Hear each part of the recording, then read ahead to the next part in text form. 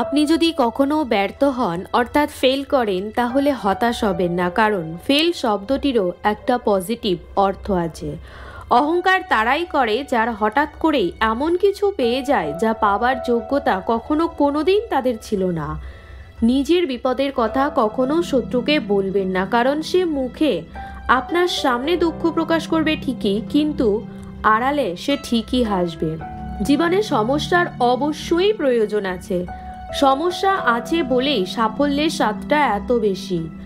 জীবনের সবথেকে বড় শিক্ষক হলো অভাব, সময় আর পরিস্থিতি। এরা যথাক্রমে প্রয়োজনীয়তা, অবস্থান ও দুর্বলতা সম্পর্কে শিক্ষা দেয়।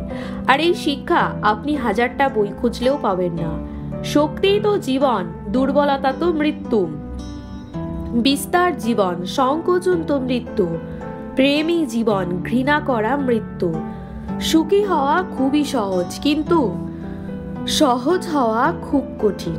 প্রত্যেক কেরিয়ারে উপরে কতদূর পর্যন্ত পৌঁছানো যেতে পারে তা আপনি কোনোদিন মাপতে পারবেন না, কারণ সেই পৌঁছানোর কোনো সীমা থাকে না। অতিরিক্ত ভালো মানুষই না দেখানোই ভালো, কারণ ভালো মানুষটাকে মানুষ এখন দুর্বলতা ভাবে। তাই ভালো মানুষ হন, কিন্তু ভালো মানুষই অতিরিক্ত কখনোই দেখাতে যাবেন না।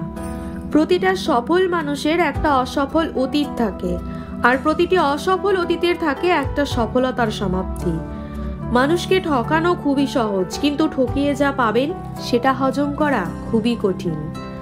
আপনি যদি জীবনে শান্তি চান তবে মানুষের কথাকে মনের মধ্যে কখনো জায়গা দেবেন না। জীবনে এগিয়ে চলুন, এগিয়ে চলাই জীবনের মানে, থেমে যাওয়া নয়।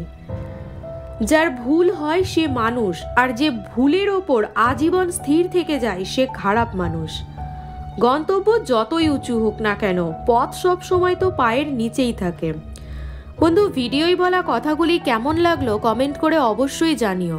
ভিডিওটি ভালো লাগলে লাইক শেয়ার করে দিও, আর এমনই মোটিভেশনাল ভিডিও পেতে চ্যানেলটি সাবস্ক্রাইব করে সেদিনের কথার সাথে থেকো। টাটা।